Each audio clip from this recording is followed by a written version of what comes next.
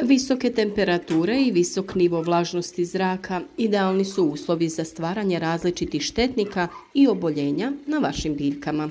Od svih biljaka u vrtu nekako najviše ugrožene su upravo biljke paradajza. Naravno da svi tražimo prirodna rješenja za zaštitu od nametnika i bolesti, a takav vid zaštite uvijek i obavezno se radi preventivno. Ako su se pojavili štetnici na vašim biljkama, to znači da niste odradili zaštitu i još neke korake u održavanju. Posljednjih dana mnogi se žale da su se pojavile larve moljca paradajza. Nazivaju se još i tuta apsoluta, koji može da pričini katastrofalnu štetu na stabljikama ove kulture kao i na plodovima.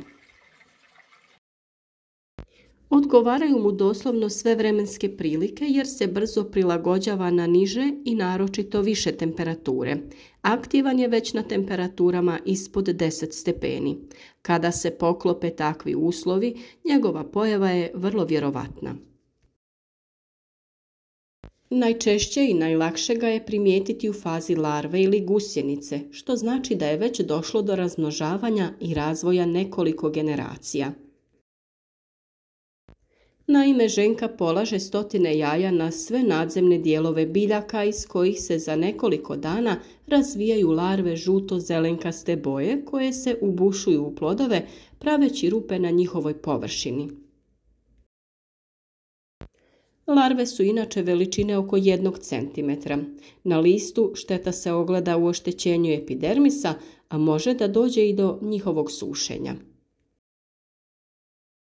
Životni vijek ovog štetnika je nešto više od 20 dana na temperaturama iznad 25 stepeni, a duže na nižim temperaturama, što iziskuje neprestanu borbu sa ovom štetočinom, počevši od sadnje paradajza. Imajući u vidu da imaju i do 15 generacija godišnje, posljednje generacije prezimljavaju u stadijumu od jaja do leptira. Prvi korak je jednostavno postavljanje ljepljivih ploča što ranije, da uočimo njihovo prisustvo, brojnost, a u konačnici smanjimo količinu štetnika.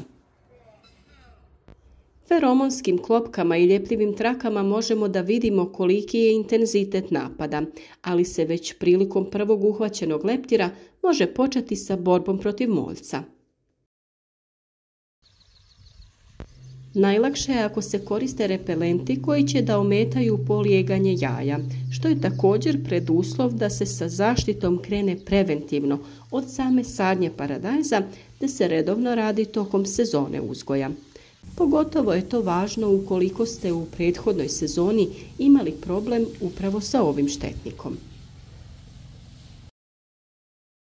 Što se tiče nehemijskih metoda suzbijanja, to jest onih ekoloških, najlakše je ako se koriste repelenti koji će da ometaju polaganje jaja, odnosno let ženke moljca.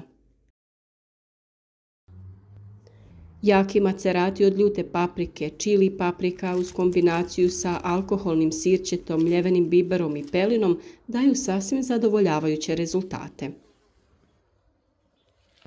Čak i larva moljca ne može da izdrži nanošenje ovih sredstava, jer zbog nedostatka oklopa dolazi do prženja površine njegovog tijela.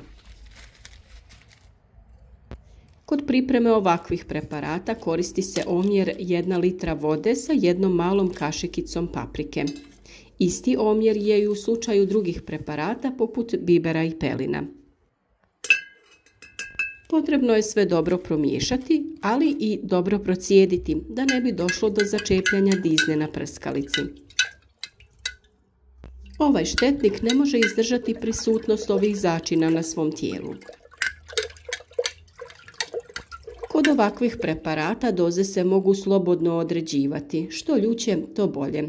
Treba samo paziti sa octom da ne bi došlo do paleži lista biljaka. Preporučena količina jeste da u prskalicu od 10 litara vode dodate 1 litru octa, kupovnog, onog od 9% alkohola. Tu je naravno i sve poznatije nim ulje koje mnogi već koriste u borbi protiv raznih štetnika. Protiv tute apsolute nim ulje se bori na način da inhibira hranjenje ličinki i sprječava njihov razvoj. Također ometa reproduktivni ciklus moljca, smanjujući broj jaja koje ženka polaže i smanjujući stopu izleganja jaja. Nim ulje također djeluje i kao repelent, odvraćajući odrasle moljce od polaganja jaja na tretirane biljke. Uobičajeno se nim ulje koristi u koncentraciji od 0,5% do 1%, to jest od 5 do 10 ml nim ulja na 1 litru vode. Može se dodati i nekoliko kapi ekološkog sapuna kako bi se ulje bolje rasporedilo po površini listova, a u drugom slučaju možete dodati i 1 do 2 čepa piva. Rastvor se prska na biljke, posebno na donju stranu listova gdje tuta apsoluta najčešće polaže jaja. Tretman se može ponavljati svakih 7 do 14 dana, ovisno o stupnju infestacije. Nim ulje je prirodni insekticid i nije štetno za okoliš u usporedbi sa hemijskim insekticidima. Nije toksičan za ljude i korisne insekte poput oprašivača i prirodnih neprijatelja štetnika. Zbog prirode nim ulja potrebni su ponovljeni tretmani kako bi se održala njegova učinkovitost. Borba protiv moljca paradajza uopšte nije laka, jer zbog velikog broja generacija brzo stiče otpornost na aktivne materije insekticida. Ukoliko ste se ipak odlučili na njihovu primjenu, važno je da ih koristite prema uputama. Ovisno o sastavu insekticida, postoje oni koji imaju kratku karencu do 3 dana i pokazali su se kao dobri u suzbijanju štetočina, a ranije se mogu koristiti jedna sredstva sa drugim sastavom koja djeluju i na jaja štetočine. No ne bi trebalo koristiti isto sredstvo u 2 uzastopna tretmana jer se na taj način ranije stiče rezistentnost, to jest otpornost na ove aktivne materije. Inače, kada se radi o prskanju biljaka bilo sa ovakvim ili prirodnim preparatima, važno je da se to ne radi sa hladnom vodom niti u vrijeme visokih temperatura, to jest u sredini dana. Prskanje se obavlja rano ujutro ili skroz kasno u sumrak, kako bi biljke bile hladne i ne bi došlo do mogućnosti stvaranja ožegotina na listovima. Ujutro je važno da se biljke na vrijeme stignu osušiti prije nego jake sunčeve zrake mogu da ih opeku.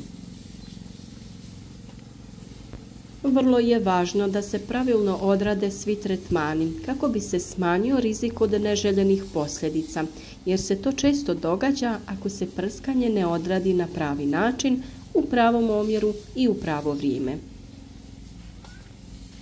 Često ljudi pomisle da te stvari nisu toliko važne, pa kada se dogodi ono što ne želimo i napravimo štetu, traže savjet ili okrivljuju prirodne preparate da nisu djelotvorni. Na našem kanalu imate još mnogo savjeta za prirodnu zaštitu paradajza i drugih biljaka u vrtu, pa se nadamo da ćete malo razgledati i podržati naš rad. Ostavite like, zapratite kanal ako želite da na vrijeme dobijete sve najnovije upute o poslovima u vašem vrtu, a u komentar nam se javite, pišite vaša iskustva ili postavite pitanja ako imate neke probleme ili nedoumice u uzgoju biljaka.